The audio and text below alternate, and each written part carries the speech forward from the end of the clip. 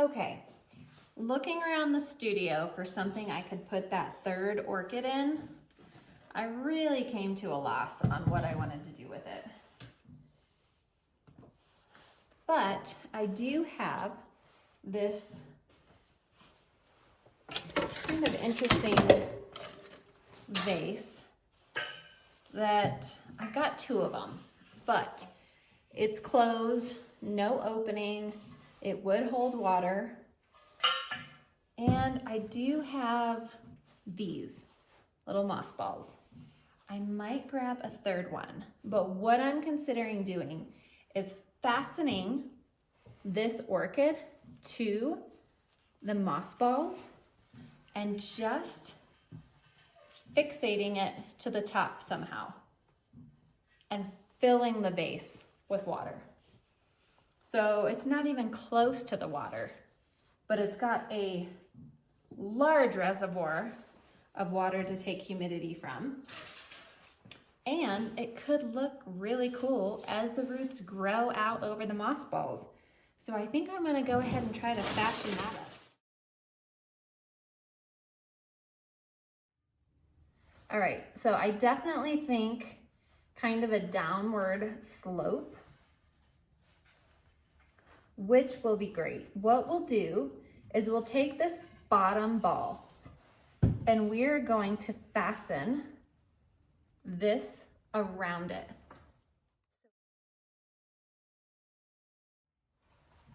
Because of what I was telling you earlier, this is not green because it was completely encased in the moss. Essentially what we're gonna be doing is causing this orchid to only survive by aerial roots. So this root will die because it's not going to be in the right environment.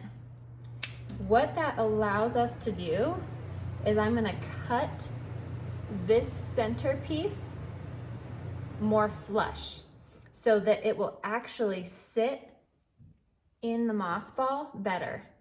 Oh, actually, I can cut it. It's a little bit hard, like a stick-like. It's only a few centimeters long. You can see it there. But what I'm gonna do is I'm actually gonna push that into the moss ball. So it'll actually give us some leverage, some stability. And any of these roots that are roots I know are gonna die right away anyways, we're just gonna get rid of. Okay, where is the best place? All right, so you can kind of see that stick-like center. I'm just gonna push that down.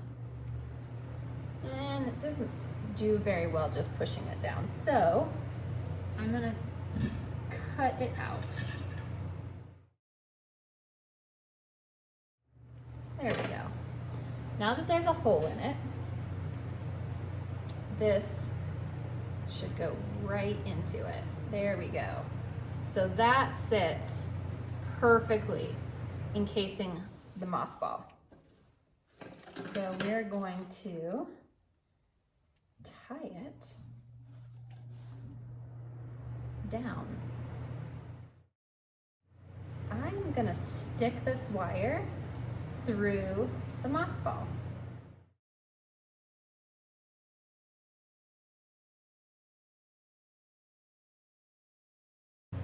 All right, so you can see how I've secured that. Both sides, here and here, are going through the moss ball. So pull those tight. All right, and now I'm gonna go ahead and wind it.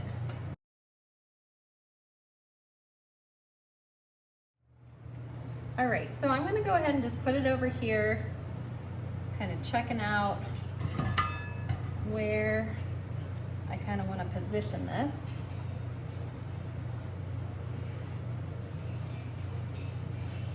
So this has no root there. So I think that'd be a great spot to harness that. The other side, completely opposite it, has no no roots there as well. So essentially, I'm just gonna put those there, and then it will drop in exactly the way we're hoping.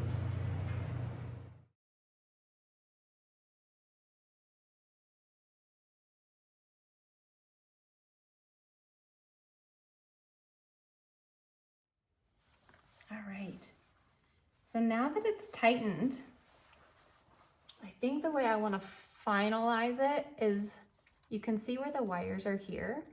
I'm going to tie this and connect it into there.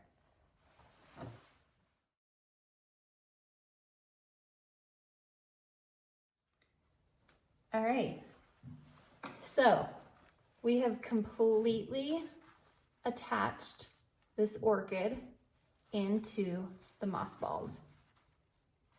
So like I said, these roots are not going to survive long term. What I am hoping is that because this will have a large amount of water and all the humidity will be funneling up right through this top part, I'm hoping that these roots will be able to capture that humidity long enough to allow the orchid to grow new aerial roots. All right, now this is in there the way I wanted it to be. However, it's not working. So we gotta figure out what we can do. The thing I don't want to do is damage the orchid, obviously. I think I know what it's gonna take. It's gonna take another moss ball.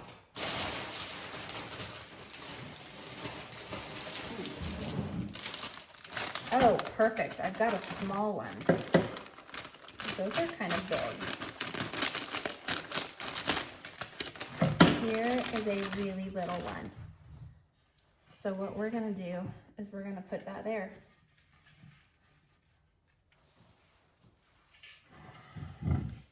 All right. So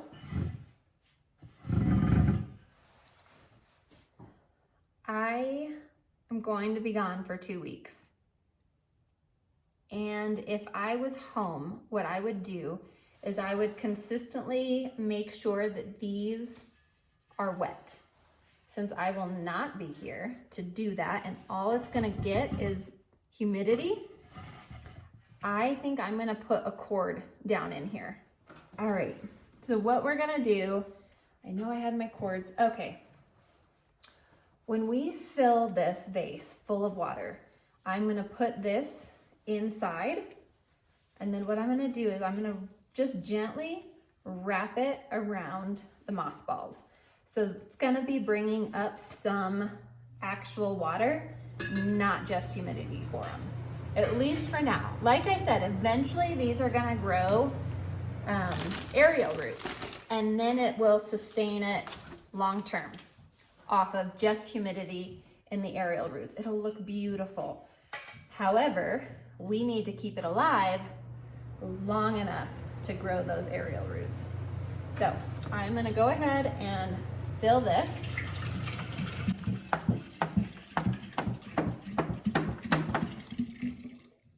Okay, let me grab some more.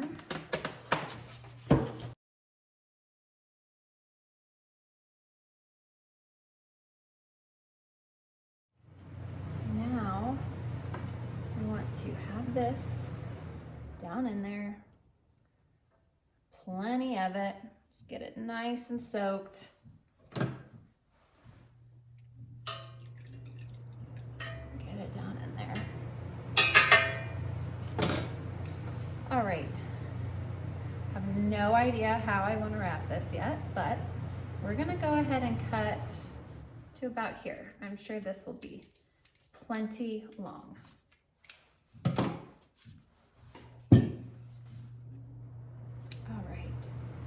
So set that aside. All right, so again, here's the 3 we made. Here's the smaller one that's gonna kind of help keep that balanced.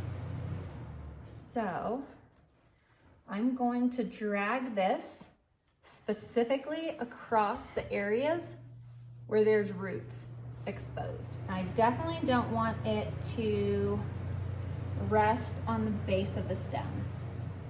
I'm going to start here. I'm gonna put it up in this wire. So I'm gonna start there. So I'm actually hitting the base of the roots initially, and I'm gonna put it through this wire, bring it across, then come to the back, and then wrap it up. Bring it back down. I'm gonna really wrap it around these roots right here. Hopefully this does not make any of those roots rotten, but this is how we are going to secure it. All right, so now that it's secured back to the front, I'm gonna need to tie it.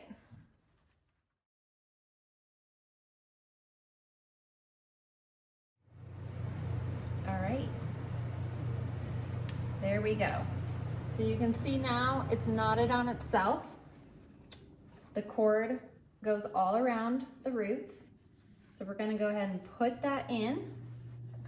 And then back here is where we're gonna shove this guy. And he's just leaning on it. So the orchid truly is just kind of leaning in on it.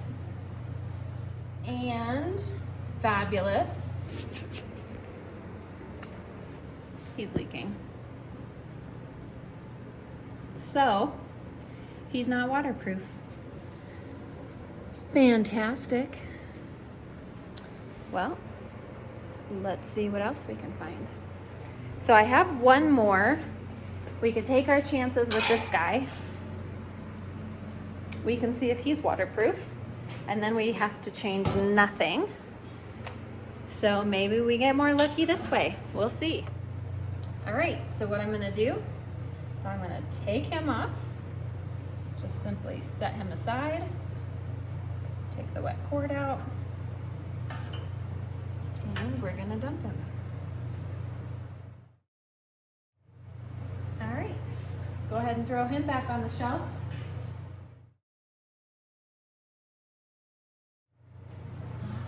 So far, so good. All right, I'm not seeing anything.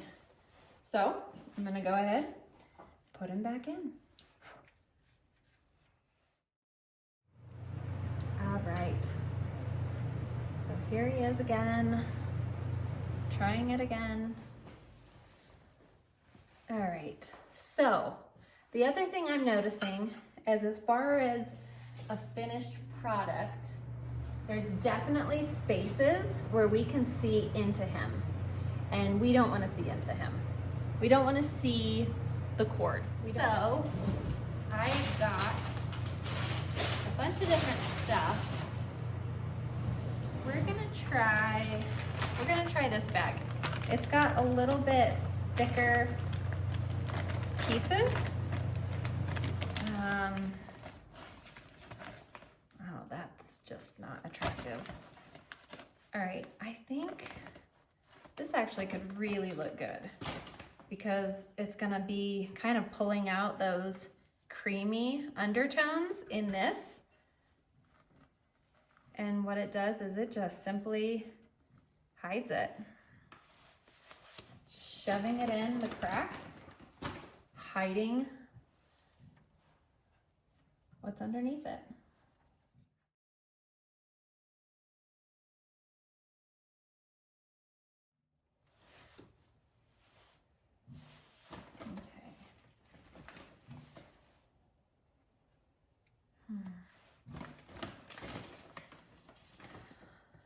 If I had the time, I would hot glue some loose moss onto these,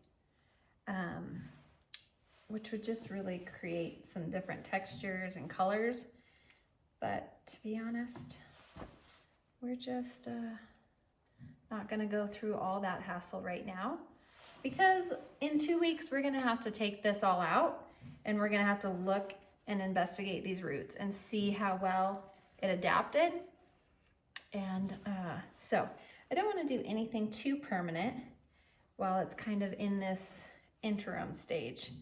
Once it's thriving and it has its roots that have grown for aerial roots, then we can take the time, hot glue some moss together and make it a little more visually appealing.